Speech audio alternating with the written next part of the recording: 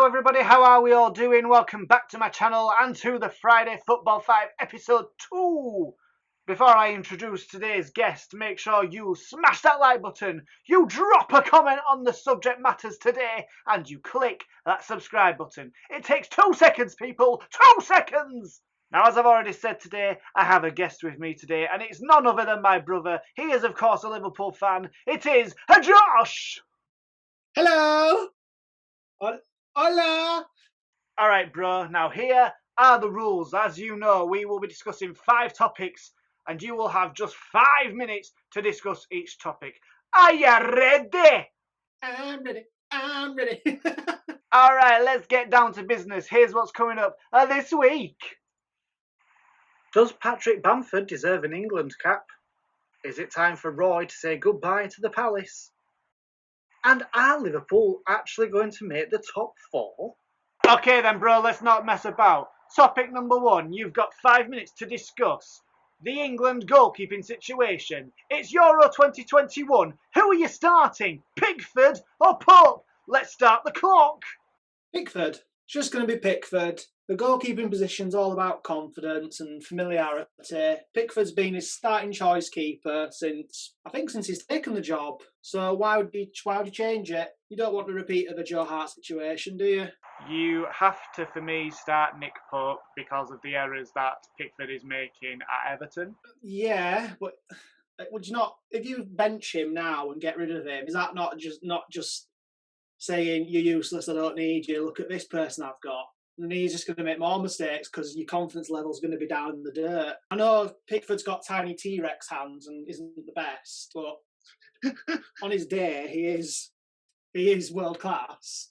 Yeah, and obviously he saved the penalties at the World Cup. He was the World Cup keeper. He'll have the experience. I put the vote out there to the people on my Instagram, and I must say 57% of you said Nick Pope should start.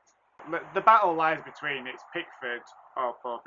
It's going to be one or the other. They'll both be in the squad. Personally, because it's friendlies coming up, you could just play him, I can't remember who we're playing. It's San Marino. That's correct. Yeah, I can't see him being the starting goalkeeper. I think if, they both do play week in, week out, it will be very tough. But that Southgate will go for Pickford.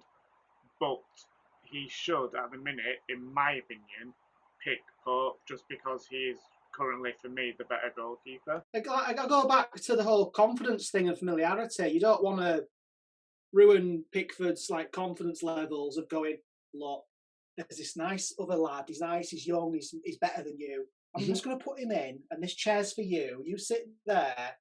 It's not really going to help him much, is it? Because the same thing happened with Joe Hart with Man City, where Guardiola just said, I don't need your anti-dandruff shampoo, man. I have this Claudio Bravo, whatever he's called. And now he's, on a bench at Tottenham? It's going to be a very interesting battle to see who is number one. It's either going to be Pickford or Pope. If the first game of Euro 2021 was tomorrow, I would pick Pope. But I think Southgate will pick Pickford because he is a Pickford fan. But based on recent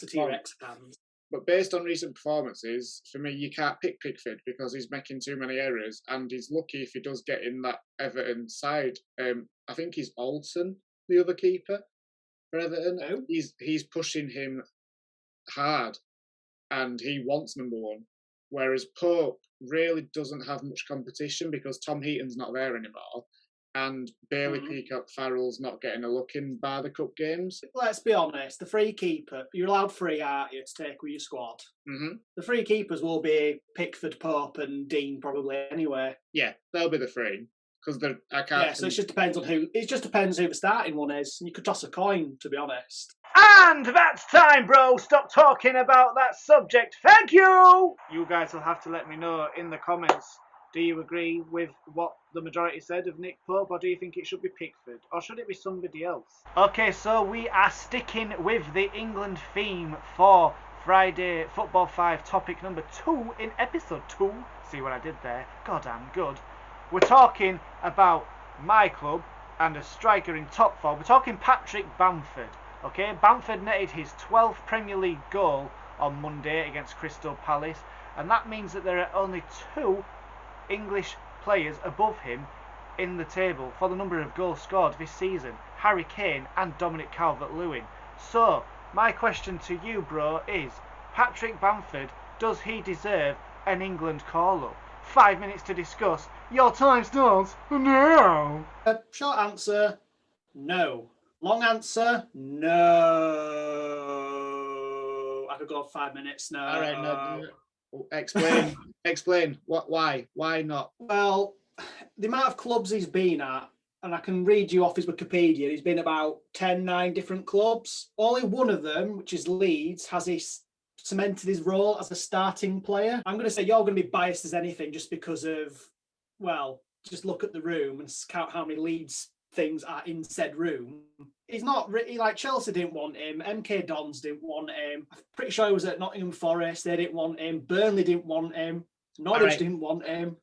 But you surely have to look at current form, how he's currently playing. Obviously, bearing in mind that the likes of Callum Wilson's out for 8 weeks, Harry Kane has just come back from an injury. Bearing in mind, like you've just said, for the previous topic, we're playing San Marino. Surely Bamford has to be in consideration. Every player, like almost every single player, has a little flash in the pan moment of really good form where, I was going to say, I don't know how to phrase it, but you know, like the flash in the pan, look at me, I am awesome. For example, where they reached their prime. Yeah, and this is his little bit of flash in the pan because, like I say, he's 27. He's had a long time of doing nothing, nat, zilch, and it's starting to come good. But I'd argue the England squad, realistically, you'd only need one striker, which would be Harry Kane, because there's that many attacking midfielders and false number 9s that he wouldn't really fit into this system. Like, is he as good as Harry Kane? No. Dominic Calvert-Lewin? No. Danny Ings? No. Jamie Vardy, if he decides to come out of retirement, which he won't, that's another topic. No. Heck, I'd take Charlie Austin over him, for God's sake. Oh, you were doing well, but when you said Charlie Austin, you've lost it, mate. He's championship fodder. He's long gone. Bamford. Where did Bamford spend most of his career? Do not disrespect my striker. Do not disrespect my striker. 12 goals for Bamford in his first Premier League season is superb. Yeah, this is his first season in the Premier League as a starting striker. We don't know if this is just a one-off flash in the pan, like I say, or if he's genuinely always like this. Next season, you might struggle and be in a relegation battle for all we know. For me, the current run of form is on. The time when that the next England call up and games come in, based on who's out at the minute with injuries and who's doubtful, Bamford, England versus San Marino, Bamford plays. He might not start, but he plays. He gets on that pitch, he gets his cap. If David Nugent can get a cap, I will give you San Marino because, like I say, it's postmen, milkmen, and the local pub landlord against England. So I'll give you putting him in there because it's a friendly, nobody cares. Heck, get David Nugent back and give him a second cap. I don't really care. That's right, David Nugent has a cap. But you know what I mean? Like, it doesn't really matter if it's a friendly, so you can try him out. An actual tournament, Bamford's getting nowhere near the England squad unless he's cleaning boots or making the lunches. No, Bamford will not get in the Euro 2021 squad unless a lot of people are out injured. But he deserves a shot. He deserves that chance. And based on current run and current form, with Kane only just coming back, Calvert-Lewin, I think, has just got a knock in the FA Cup. Wilson's out for 6 to 8 weeks. Danny Ings is made of glass. Jamie Vardy's retired. You can't not look at Bamford. I'm sorry, you can't. So let me just ask, what would it take? You just admitted there that you don't think he is going to get in the main Euro squad. No. So what would it take for you to say, yes, he could be in the Euro squad? Like, what would he have to do to even get a look in there? What you said with England playing like 4-3-3 formations and using like wingers as strikers, that's how Southgate's going to go. That's how he plays for England. The likes of Sancho, Rashford. So he doesn't fit the style of play? Not particularly, no, because obviously Leeds' formation is different to the England. So why would you want him even playing in a friendly then? If he doesn't suit the style of play? Because of who it is, because of who it is, the timing of the game. But isn't the whole point of these friendly? And the time's up, bro! Stop talking! Stop talking! Shh! Shush! Whoosh now! Moving on to topic number 3. And this is a very interesting one. And I could have picked many candidates. We are talking who is flop of the season. Who has basically just not done anything for their club since joining in the summer. So, let's start the clock Joshua, 5 minutes. Your flop of the season is. I mean, there's a fair few. The obvious one would be to say Timo, because, a lot of money Chelsea hasn't done anything. Another obvious one would be Gareth Bale or Gareth Bale, whatever you want to call him, not done anything. But I'm going to go with a player that I think has seemed to have escaped media scrutiny, Ryan Brewster. Ryan Brewster. Ryan. Good He's effort, Ryan. good He's effort. Ryan. He's Explain. played. Well, he's come from Liverpool, so that's how I know who he is, and gone to Sheffield for £25 million. Big money for Sheffield because they have none. Although I do think they're being bought by somebody soon. I don't know. That's another topic. He's played about 18 games and not scored a goal yet. And I don't think he's actually got a Premier League goal to his name his entire career yet either. But because he's young, and because he's English, we will forget about it and we will nurture the child. But Timo, German, we don't like the German, we're going to scrutinise him. And Gareth Bale, Welsh, lot of money, we'll criticise him. Little Ryan Brewster, he's a good kid. We'll leave him alone. Interesting choice. I'll give you that interesting choice. My choice, however, for flop of the season is a current Arsenal player who used to play for Chelsea. That's right, folks. I'm talking Willian. What has he brought to Arsenal Football Club? Absolutely, Jack. He probably hasn't. If he has scored, he hasn't scored many, but he's getting. If he has scored, he's not getting in. He's not getting into the team ahead of the likes of Martinelli, Smith Rowe, Saka, who's been their best player by a million miles. Like Willian going to Arsenal was just all about the money, all about the dum dum dum dum dum, and it's not even funny. Do you see what I did there?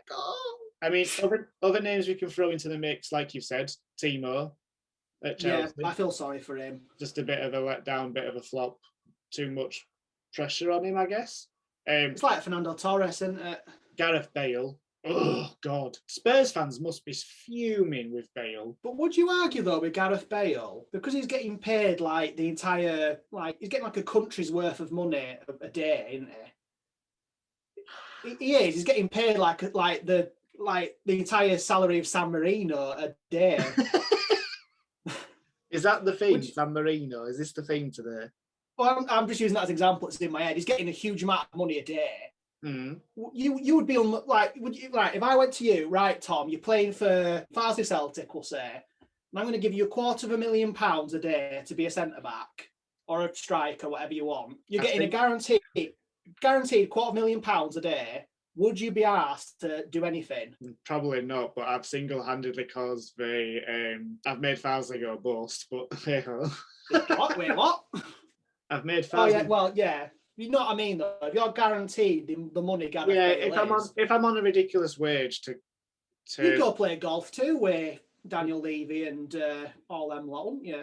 Stop talking! Stop it now! Thank you!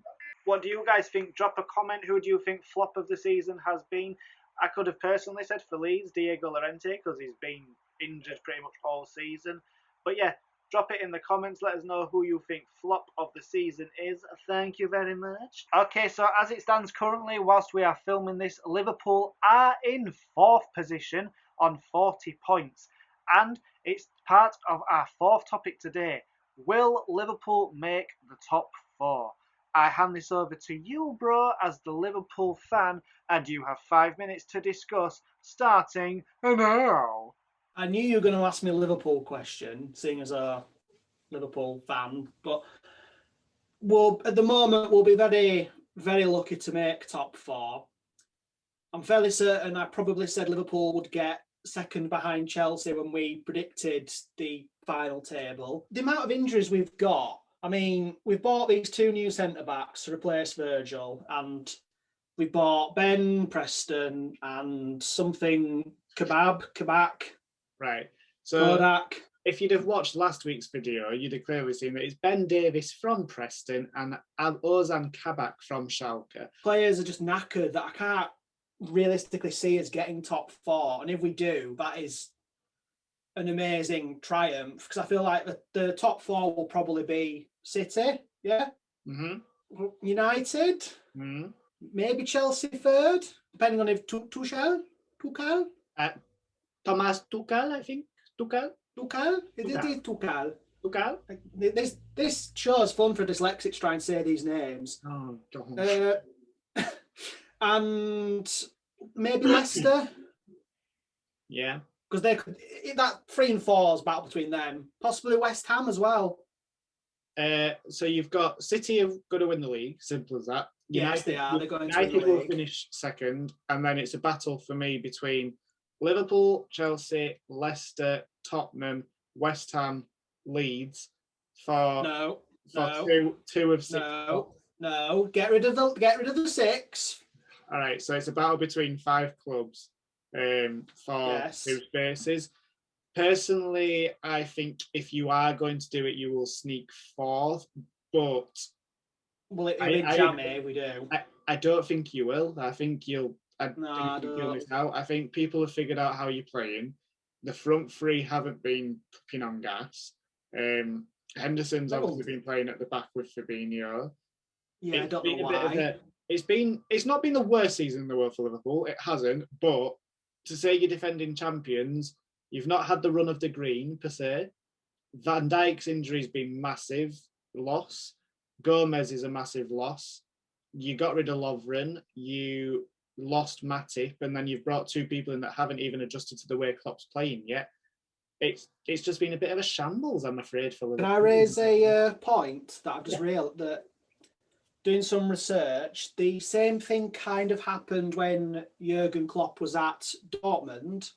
Oh, get you. Because the start, I have done research. Yes, I've done research because his style of football, this heavy metal attack football, caused a lot of problems when he was at Dortmund in that the players got to a Champions League final against Munich.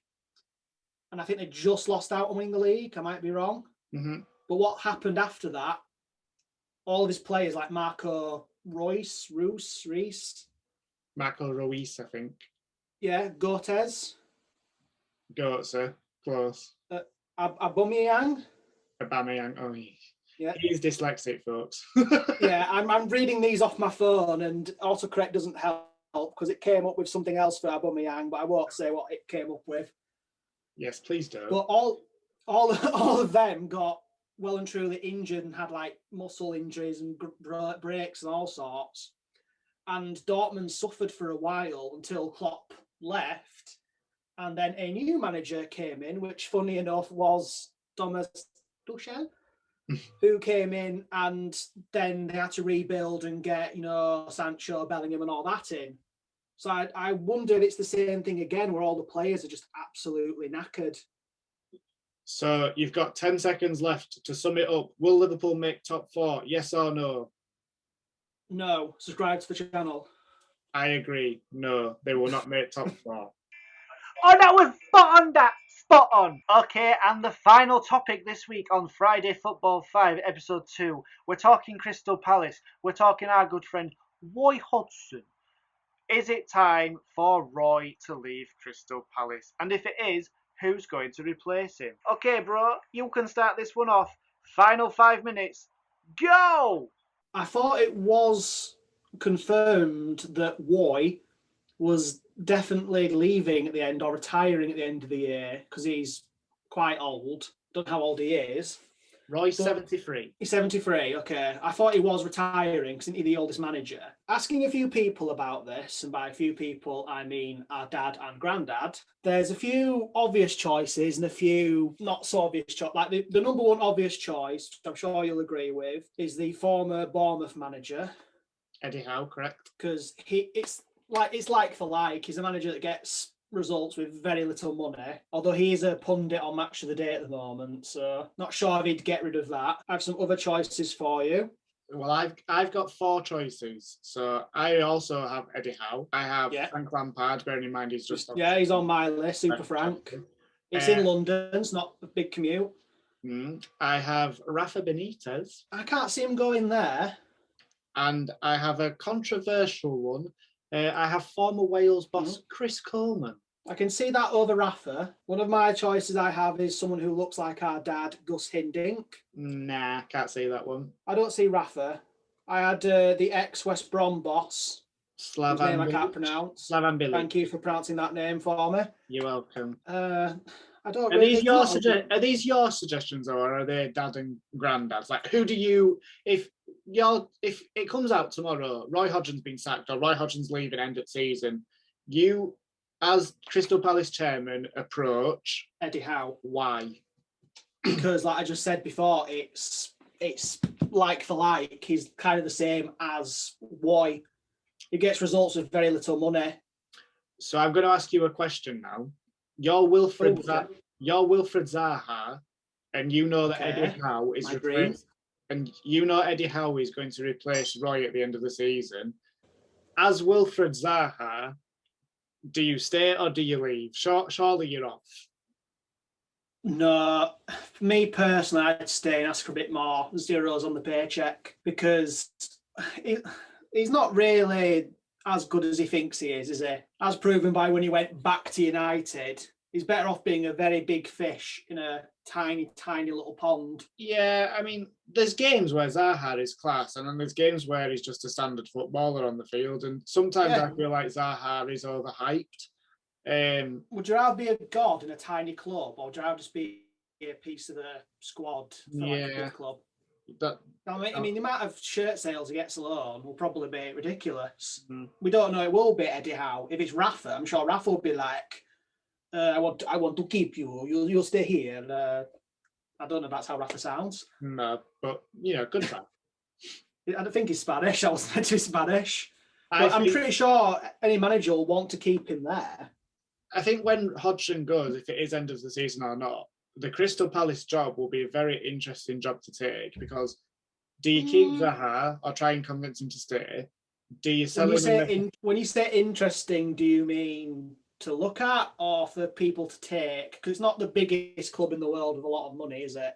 I'd say for people to take, because... Really? Yeah, I would. Like you said, Rafa's more likely to go to a club like Newcastle again, or Leeds, or... I'd take Rafa at Leeds, something like Bielsa. I really would, but I think Bielsa will stay on, but that's irrelevant. We're talking Palace. We're talking Crystal Palace. Yeah, but Palace isn't going to get a big name guy because they don't have a lot of money. You're going to get someone like Andres Villas-Boas at best. Oh, check you, another name in the mix. Yeah, you're going to get someone that's recently been sacked and is not a massive name, or someone that happens to be free. It might be the managerial merry-go-round of managers. Possibly. So you might end up with one of them. It could even be Frank. It could be Big Frank. Big Frank? Lampard. Oh, we said him earlier. Hey, stop talking now! The timer has gone! Whoosh! And that is it for episode 2 of the Friday Football 5. Like I said, please let me know in the comments what you think about the 5 topics that myself and my brother have discussed today. Make sure you leave a like. You click that subscribe button, please. The more subscribers, the better. And yeah, thank you very much, bro, for joining in today for episode 2. Hope you enjoyed it. Good to see you. Yeah, it's been okay. Bloody hell, sound enthusiastic. Jesus. I am enthusiastic. I'm just winding you up. You ain't coming back on. We'll see. People will demand me. You'll see. But yes, I'll be back on Sunday with another video, and I'll be back next Friday for episode 3 of Friday Football 5. And until then, laters!